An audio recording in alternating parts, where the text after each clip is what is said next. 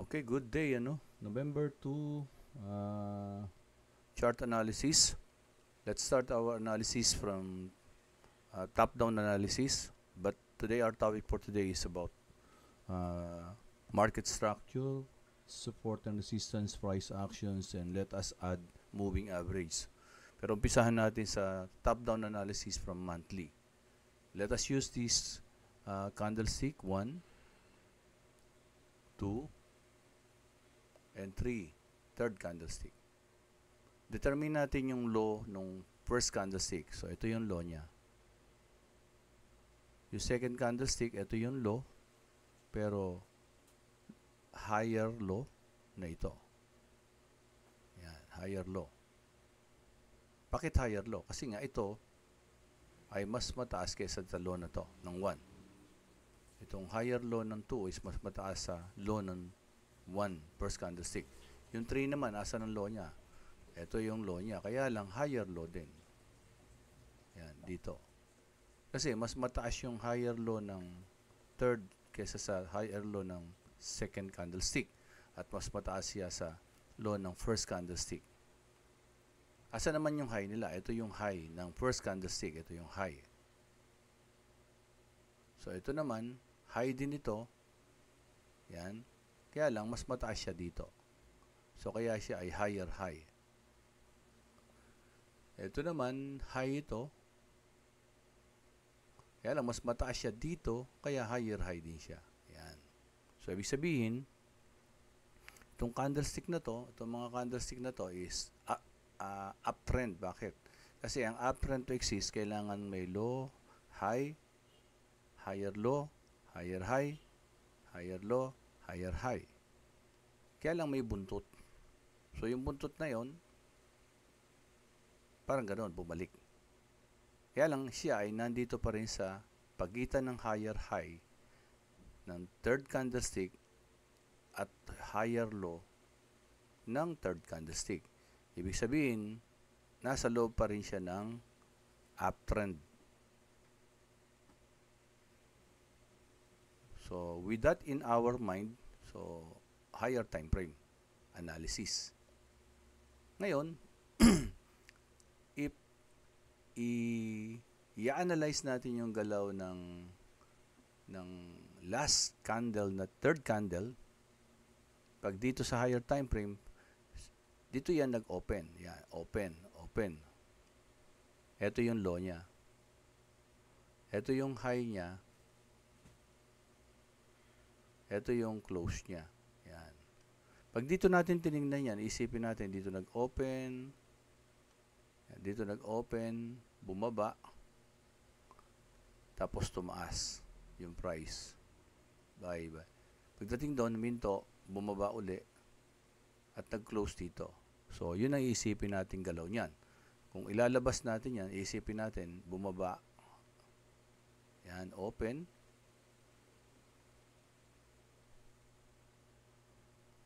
nag-low dito, tapos tumaas, ayun yung high. Tapos, ayan siya. Tapos bumalik. Ito yung close.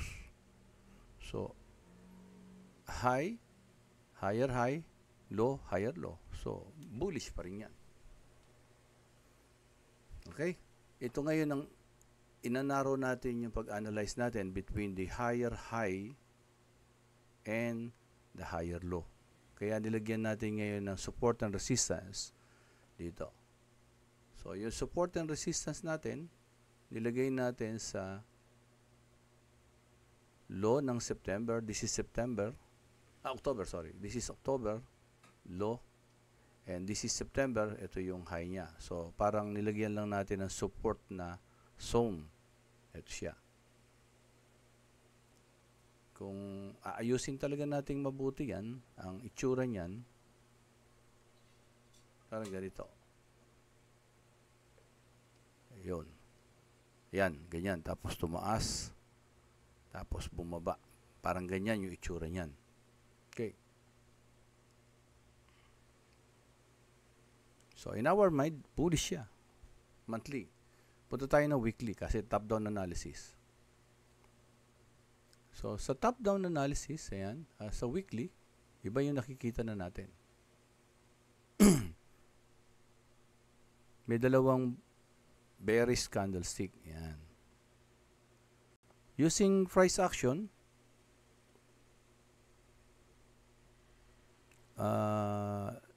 ito, nag-open ito dito. Yan. Pag red yan, nag-open yan.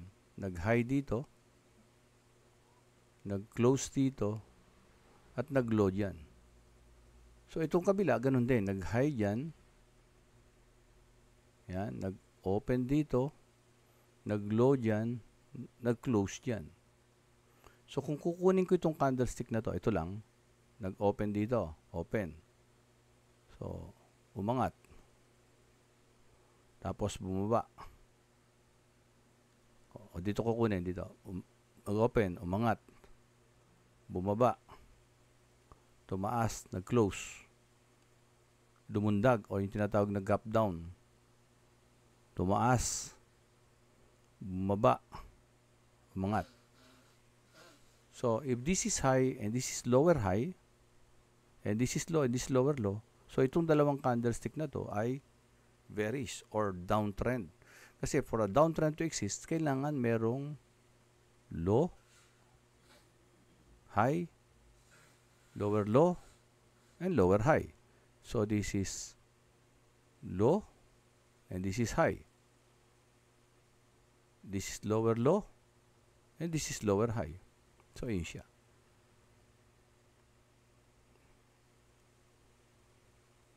So, itong buntot na to, ito yung pagbalik na ganon.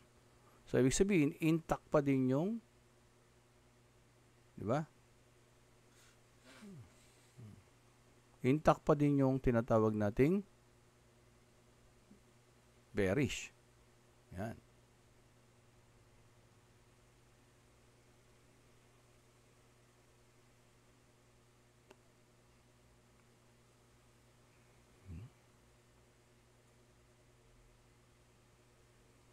Kulang pa. Ito pa pala yung pagbaba niya. Ayan pala. Tapos, ayun. Kaya may buntot. Ayun yung buntot. Ito yung buntot. Ayan yung buntot niya. Ngayon, markahan natin yung candlestick lang na ito. Ito yung high. Ito yung low. And then, ito yung kung saan nag-close. Markahan natin. Lagyan natin ng blue line. Ayan. Yung blue line. Ito yung blue line. Yan. Ito yung high. Lagyan natin. Ito yung kwan. So, para malaman natin, nasan ito sa higher time frame. So, pagka punta ka ng monthly, makikita mo, ayun siya. Hindi kita. Punta tayo ng weekly. Itong line na to, palabasin natin sa monthly. Visualization, palabasin natin sa monthly. So, ibig sabihin, yung price nandito. Andito yung price. Yan, nandito yung price. Asan ito? Yun ang hinahanap natin. Sa baba nung blue na to.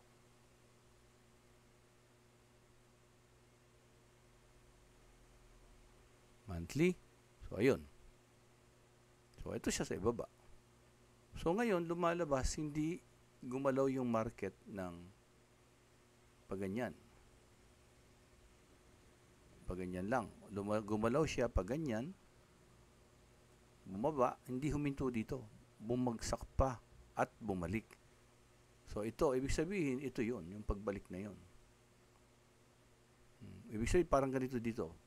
Nag-open, bumaba, tumaas, tapos bumaba uli, tapos bumaba, tapos umangat uli. So, ito nga. Ito siya ngayon. Ayun yung buntot sa weekly.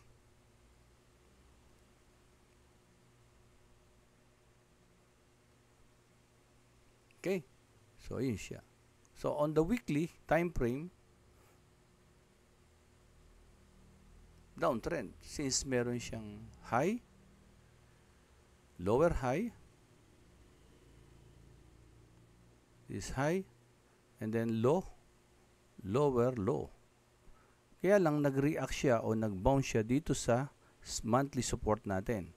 Ayun yung buntot.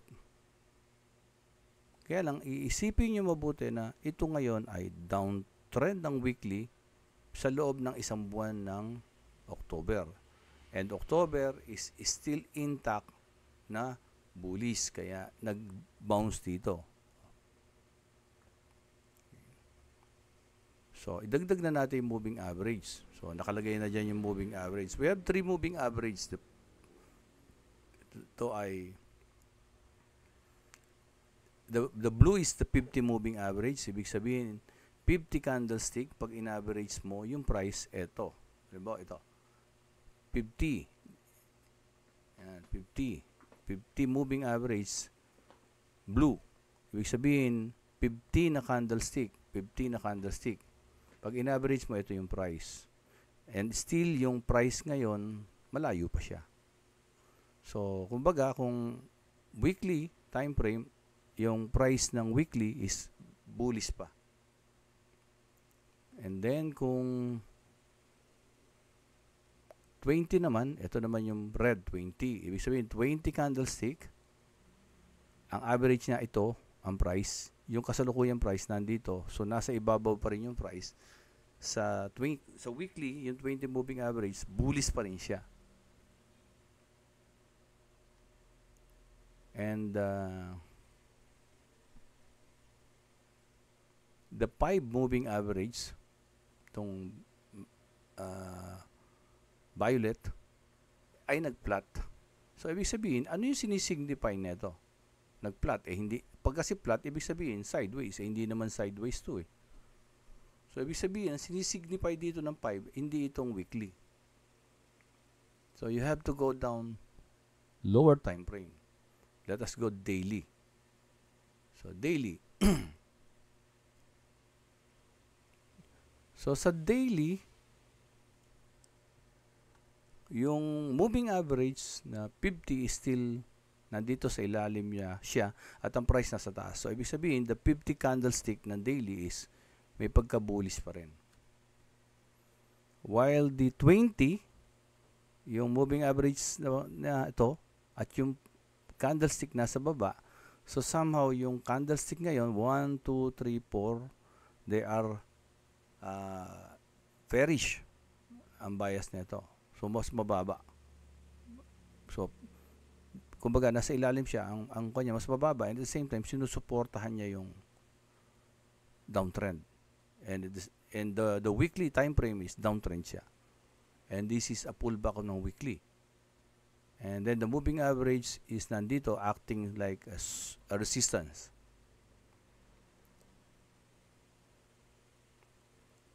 Diba? And kung babalik tayo na weekly, remember, this is the range ng weekly. Ayan. Ayan siya. Itong candlestick lang na to, ayan siya. So, nilagyan natin doon sa taas ng ito, long dotted line pero blue. Dito naman, hindi na natin kailangan kasi meron na tayong support ng monthly. And then, baba tayo ng daily. So, ayun yung range. From this line to this line. From this line. So, ayan. Tama. Ito. From this line to this line, yan yung last week. Yan. And the weekly is bearish or downtrend. Ayan siya, oh. High, low, lower high, lower low, and then pull back. High, lower high, low, lower low, and then ito yung pullback niya. Possible na ito rin yung lower high niya.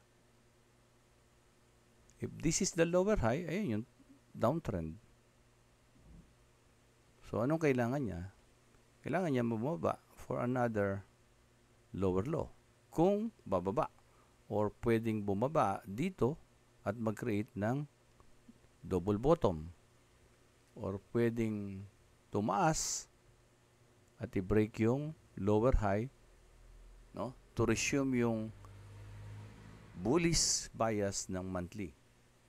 So, yun yung mga pwedeng scenario. But at the moment, gamitin muna natin moving average to analyze. Using the moving average, nakita natin na ito yung 5, ayan, 5, nag-flat talaga. Then the 20 flat. So, ibig sabihin, the price is sideways. Tingnan natin kung sideways ba yung daily. Yung daily. Let us get at least yung dalawang araw. 1, 2. So, dito yung low, dito yung open, dito yung close, dito yung high. Yung susunod na candlestick, dito yung high, dito yung low. So, ibig sabihin, parang uptrend din siya. Di ba? Parang uptrend. Kasi kung higher lang pag-usapan mo, mas mataas ang high nito kaysa rito. Ang low nito kaysa rito. So, pero kung dadagdagan natin yung candlestick, gagawin nating 4, this is high, this is higher high. This is pantay lang, so hindi siya higher high. High lang siya. This is higher high. This is low. Higher low. Biglang naging pantay na low. Pantay ba? Natin, natakpan eh. Oh yes, pantay. And then another higher low. So, medyo magulo. Pag medyo magulo, automatic sideways. So, possible, ito yung sideways ni moving average 20. And at the same time, moving average 5. So, moving average is just telling us na nagsa-sideways yung price at a different time frame. Ngayon, nasa lower time frame tayo ng daily compared to monthly and weekly. So, ang monthly kasi is bullish, ang weekly is bearish. Now, the daily is sideways. Pero gawin natin ngayon, inarrow natin yung daily, yung huling candlestick. Lagyan natin ng red. Ayan, red. Doon sa high niya at red din sa ilalim niya. Ang pinagkaiba lang nung nasa baba, support yung sa baba, solid line, sa taas, long dotted line, resistance. So, ibig sabihin, nanaro natin yung galaw ng price. Aalamin natin ano yung naging galaw na itong last day na to, nung Friday. Baba tayo ng 4 hours. So, kung bababa tayo ng 4 hours, we are going to use the moving average. The price now is below the moving average ng 50. Ibig sabihin, the 50 candlestick ng 4 hours, yung average niya ito, nandito, at ang price, ang candlestick is nasa baba. So, ang sinasabi niya is downtrend. So, bearish. And remember the weekly, ang weekly is, di ba? High, low, lower high, lower low, and then may pullback. So the pullback would be somehow a retracement to resume the downtrend. And ito ngayon, moving average telling us that downtrend yung, nasa downtrend bias yung mga price. No? Nasa downtrend bias. Pero the moving average telling us, nakasalukuyan, gumagalaw sila sideways. Paano natin masasabing sideways? So, unahin natin itong candlestick na to. High.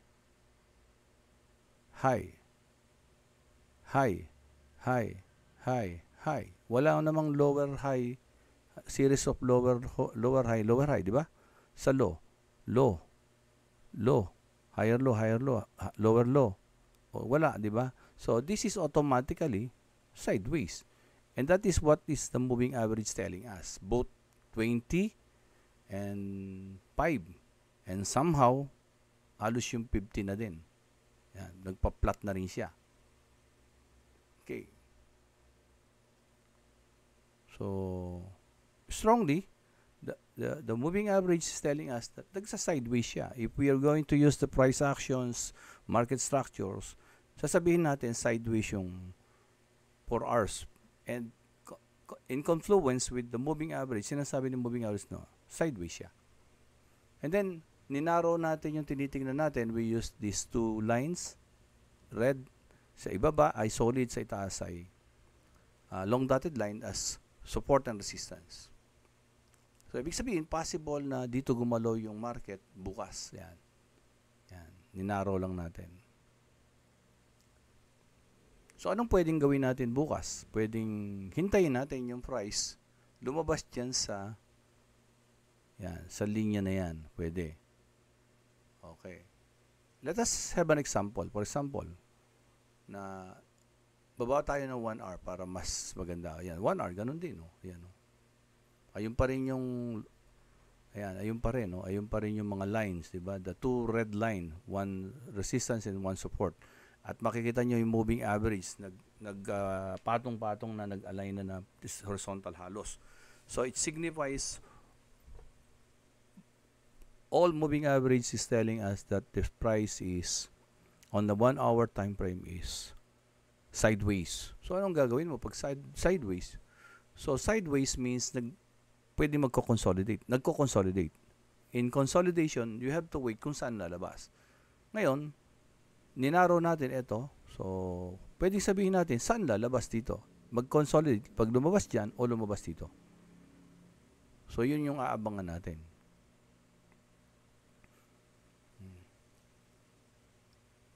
Paano naman natin aabangan yun? Paano gagawin natin? Anong gagawin natin anong pag-aabang gagawin natin? Yan. Meron akong nakita sa isang Facebook, sabi niya, sa trading, ang kalaban daw natin, sarili natin. Pero parang ang hirap naman kung kinakalaban mo yung sarili mo. Hindi kaya, ang dapat lang nating sabihin is, sa trading, kailangan ihanda mo yung sarili mo. Dapat kakampi mo siya. Ihanda mo siya. Ihanda mo siya saan? Ihanda mo siya sa knowledge, katulad nito. Kasi kung nagte-trade ka at buy and sell lang ang karaniwang nagagawa mo, so hindi enough yung kakayahan ng sarili mo para gawin yung gusto mo. Pag kinalaban mo yung sarili mo, kakalabanin mo, parang hindi magandang analogy para sa akin. O ihanda mo. Kaya nga, dito sa trader's eye, we really wanted to understand every details and we are trying to look for a simplified explanation to moving average na to, no? Paano ba ginagamit ito? And then, nandito ka na ngayon sa 1 hour. Let's say mag 1 hour tayo. Then, moving average telling us sideways. And then, on the Asian market, bukas 6 o'clock, we will have a separate topic for the market session.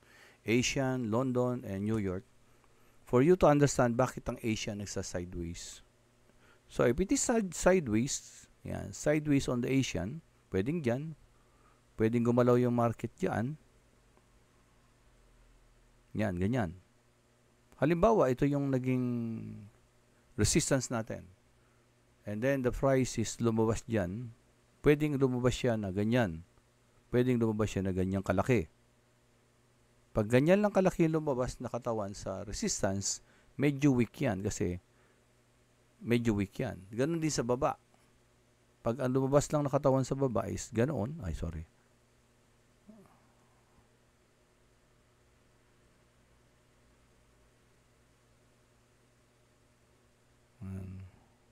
Halimbawa, ganyan yung lumabas. Ayan.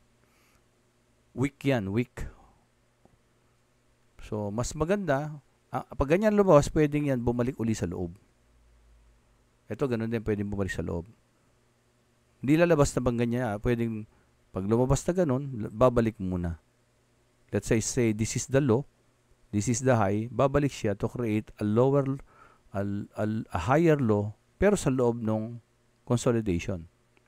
So, pagdating dyan, hintayin mo kung ano yung gagawin dyan. Kung magkakaroon siya ng mga rejection para pwedeng mag-bounce. Ganun din dito sa baba. Pagka bumalik dyan sa loob, tingnan mo kung may mga rejection candlestick na may mga buntot sa taas. Yun ang posibleng signal na pwedeng bumaba yan. That is the first scenario. Actually, 2 scenario to. Pag lumabas sa taas o kaya lumabas sa baba. Ang third and fourth scenario, pag yung ganito nakita nyo. After the consolidation, biglang lumabas ng ganyang kalaki. Posible yan, magre-retrace yan dito kung saan siya lumabas. At magre-resume pataas. Pero kung ganyan at hinabol nyo dito, wag, delikado yan. Pero kung gusto nyo, nasa inyo. Pero that is not a good setup. You have to wait na mag-pullback. Baka nga minsan pumasok pa ng konti. But you need to wait for a confirmation, rejection, and a confirmation. Hammer and another bullish candlestick. Kung bababa naman, dahil ang bias ng weekly natin is downtrend, pwedeng mas bias ko dyan, bababa. Pag ganyan ang lumabas, yan, medyo maganda yan. Then, breakdown, wait for the pullback. Then, maghintay kayo dito. Mga candlestick na malilitang katawan, tapos may rejection sa taas. And then, pwedeng marami, pwedeng isa, then followed by a bearish candlestick. Pwedeng ganong kalaking bullish na red. Yan, pwede ka nang mag-sell dyan. Kung ganyan na mangyari, ang gawin mo, pwede kang mag-sell.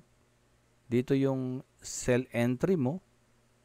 Dito yung stop loss mo. Pwede dito yung TP mo. Kung buy naman, pwede kang mag-buy dito. Dito yung stop loss mo. Dito yung TP mo. With regards to entry, stop loss, and take profit, lot size, we will have another topic para doon. So sa ngayon, we combined moving average with price action, support and resistance, and market structure. So napaka-importante nun. You should have a trader's eye on market structure. Yan. It's a combination of different strategy and analysis. Yan. Okay? See you at 5 p.m. for the orientation and a live charting nitong moving average na to. Thank you.